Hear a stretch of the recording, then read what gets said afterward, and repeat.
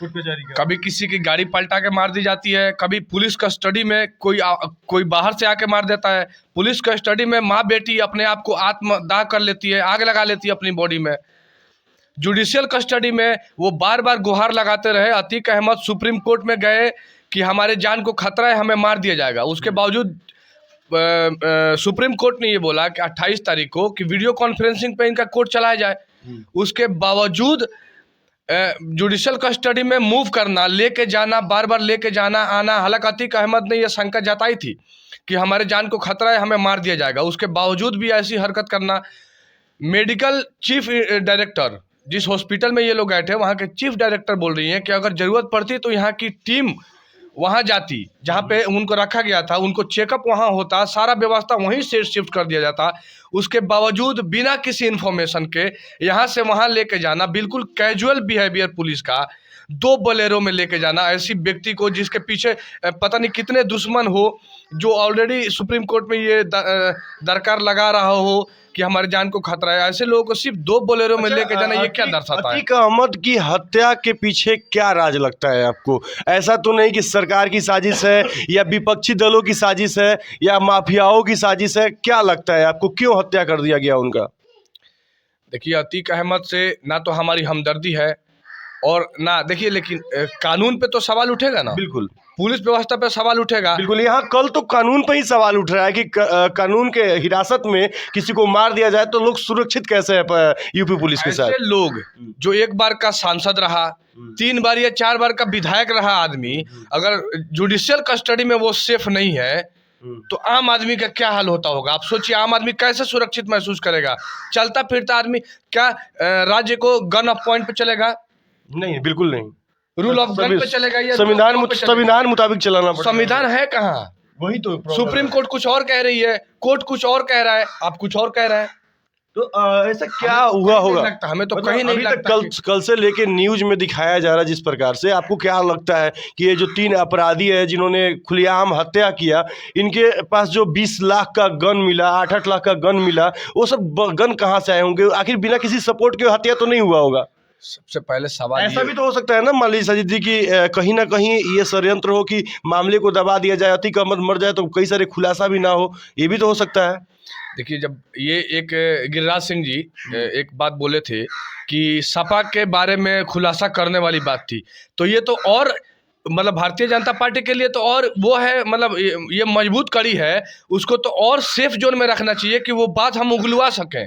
जिसका मतलब यहाँ तक बताया जा रहा है नेशनल टीवी में कि आतंकवादियों से हाथ है, तो उस व्यक्ति को तो संरक्षण में रखना चाहिए ताकि और सारे खुलासा हो। तो कहीं ना कहीं अब तो खुलासा नहीं होगा, केस घूम गया, मूव कर गया दूसरे दिशा में। तो भारतीय जनता पार्टी नाकाम रही ना। भारतीय जनता पार्टी कहाँ कामयाब रही? जब भारतीय जनता पार्टी के पक्ष में जो बातें आ रही थी, उस पोजीशन में आप उनको सेफ नहीं रख सके, तो हम कैसे मान ले कि और बात? देखिए, बात कोई भी हो सकती थी, लेकिन ये सपा और ये सब तो मान लीजिए पक्ष विपक्ष का हमला, ये सब चलता रहेगा। लेकिन सवाल इस टाइम जुडिशियल पे है। अगर योगी आदित्यनाथ राज्य को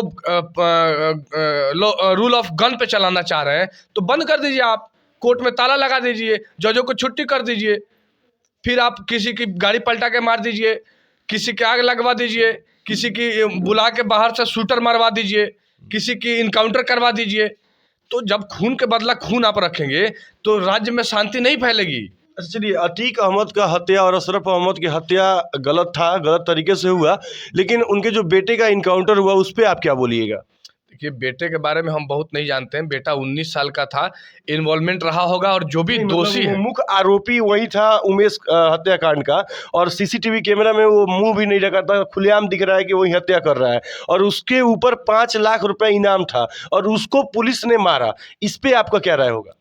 देखिए, अगर आरोपी है तो कोर्ट सजा दे, उसको कोर्ट तय करे, लाइफ इम्प्रिजमेंट कर दें, जीवन सजा कर दे, उसकी जिंदगी उसमें काल कोठरी में गुजारने को मजबूर करें, फांसी ही दे दे कोर्ट के माध्यम से, जो भी सजा हो। लेकिन ये देखिए, बार बार इनकाउंटर हो जाना, गाड़ी पलटा देना, और मतलब वही कह रहा हूँ मैं ना, बार बार ये बात कह रहा हूँ कि रूल ऑफ गन, इसको रूल ऑफ गन कहेंगे ना, कि बार बार आप बंदूक की नोक पे आप राज चलाना चाह रहे हैं, तो ये देखिए, ये राम राज्य नहीं कहा जा सकता। ऐसे में खून के बदले खून नहीं कहा जा सकता। ये कानून व्यवस्था कहीं ना कहीं चरमराई सी लगती है। कानून व्यवस्था है कहाँ? किस कानून व्यवस्था की बात करें? क्या खून के बदला खून सही है? बिल्कुल नहीं। कानून के अनुसार अगर देखा जाए तो संविधान के मुताबिक जो कानून है उस हिसाब से हम सभी को चलना होगा, और न्यायालय अगर बना हुआ है तो न्यायालय ही फैसला सुनाएगा। लेकिन वहाँ पर यह दिखाया जा रहा है कि वो अपराधी बंदूक लिए हुए है और पुलिस पर हमला करता है, फरार था तो उसको मारा गया। लेकिन अतीक अहमद जो पुलिस के संरक्षण में था उसको क्यों मारा गया, ये बहुत बड़ा सवाल है। और इस कहीं ना कहीं यूपी पुलिस की लापरवाही साबित होती है। इस पे आप विपक्ष में है, क्या बोलिएगा? देखिए, सबसे पहली बात यह है कि 2024 चुनाव है।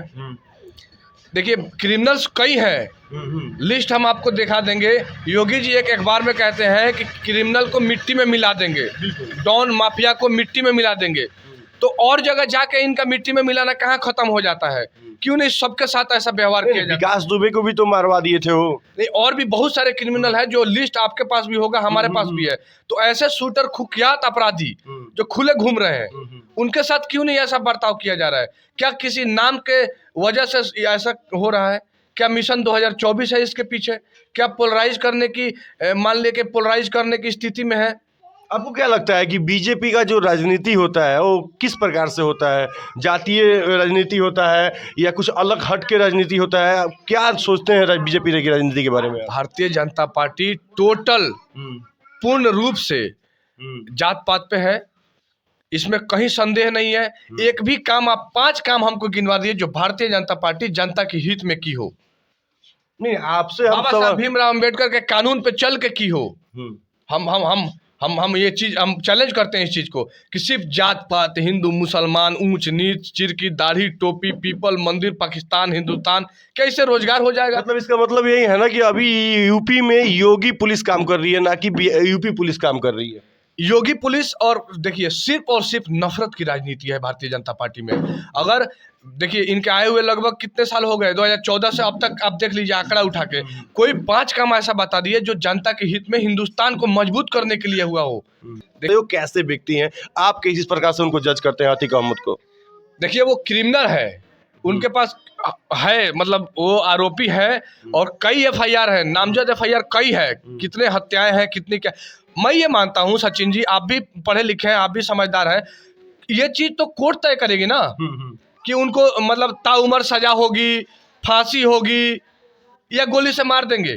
वो भी ऐसी जगह पे जहाँ पे सुरक्षा घेरा हो पुलिस की, बाहर से गुंडे आते हैं और तथाकथित मीडिया माइक और वो कैमरा लगा के आते हैं और फिर उनके बैग में बंदूक होता है, वो भी इटली के बने बंदूक होता है। उससे कई सवाल आते हैं, जैसे मान लीजिए पुलिस क्या कर रही थी, पुलिस कैसे अलाउ की कि चलते फिरते हॉस्पिटल में ऐसे लोगों को, ऐसे मतलब समझ लीजिए वांटेड लोगों को वहाँ चलते फिरते इंटरव्यू देने का वो परमिशन किसने दिया?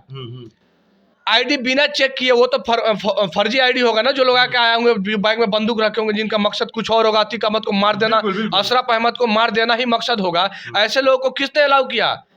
बिना बैग चेक किए, बिना आईडी चेक किए कैसे वहां तक आए? सवाल उठता है। और सवाल ये भी उठता है कि जब वो फायरिंग शुरू किए तो पुलिस वाले भागते दिख रहे हैं, एक दो पुलिस वाले जो आसपास है वो पकड़ते दिख रहे हैं, एक भी जवाबी कार्रवाई में फायरिंग दिख रहा हो नहीं। एक मीडिया के, आज तक के मीडिया के रिपोर्ट के अनुसार मैं बता रहा हूं कि अतीक अहमद के सांसें कुछ सेकंड तक चल रही थी।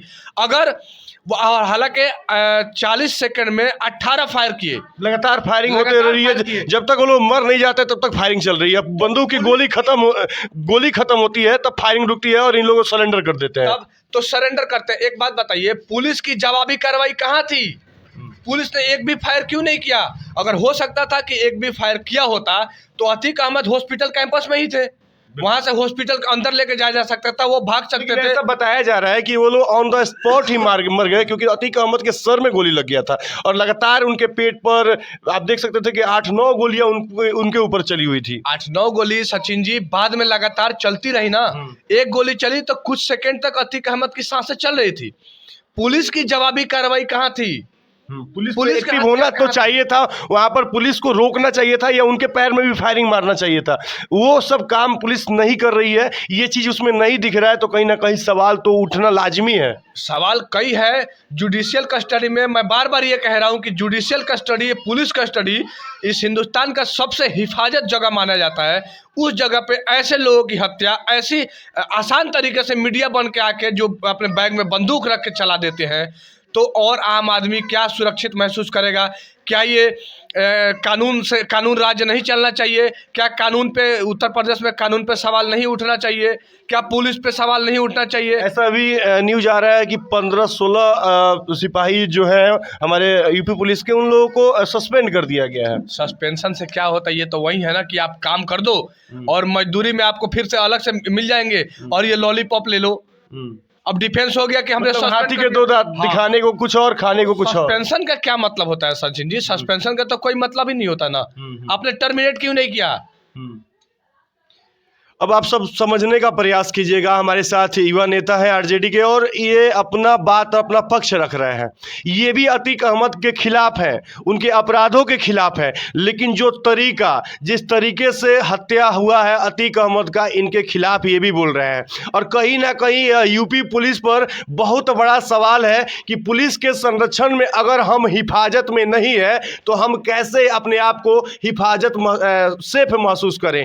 कहीं ना कहीं पुलिस पर और यूपी पुलिस पर बहुत बड़ा सवाल उठ गया है कि एक अपराधी उनके संरक्षण में मारा जाता है तो कहीं ना कहीं योगी सरकार पर भी उंगली उठना लाजमी बन जाता है। आखिरी में क्या बोलिएगा जनता से जो देख रहे हैं, आपको क्या मांग कीजिएगा यूपी पुलिस से आप?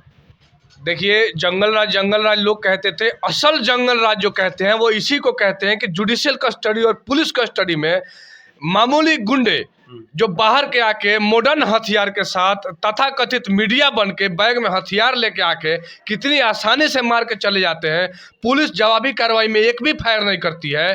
ये दर्शाता है कि महाजंगल राज उत्तर प्रदेश में है, योगी जी के सरकार में है। तमाम सवाल घेरे में आते हैं और मैं मांग करता हूं सुप्रीम कोर्ट मॉनिटर्ड जांच होना चाहिए जिसमें उत्तर प्रदेश का एक भी पदाधिकारी नहीं हो, निष्पक्ष जांच होना चाहिए और इसके सामने दूध का दूध और पानी का पानी हो जाए कि आखिर मकसद क्या था, मिशन क्या था, और उत्तर प्रदेश, योगी जी और उत्तर प्रदेश के पदाधिकारियों का मिशन क्या था, क्या चाहते थे, क्यों हुआ, तमाम सवाल है। तो 2 महीने का शायद सुप्रीम कोर्ट से टाइम टेबल सेट किया गया है कि 2 महीने का टाइम मिलता है, उसमें क्या कुछ आता है सामने। हालांकि मैं ये बार बार कह रहा हूँ कि उत्तर प्रदेश की एक भी पदाधिकारी नहीं होना चाहिए, सुप्रीम कोर्ट मॉनिटर्ड जांच होना चाहिए, इसमें कहीं से कोई समझौता नहीं होना चाहिए, दूध का दूध पानी का पानी हो जाना चाहिए। अगर अतीक अहमद क्रिमिनल थे तो अतीक अहमद को कोर्ट के द्वारा सजा मिलना चाहिए था, न कि बाहर से शूटर बुला के मारवा देना चाहिए था। इन्हीं शब्दों के साथ मैं ये एक सवाल भैया, मेरा आखिरी सवाल है आपसे।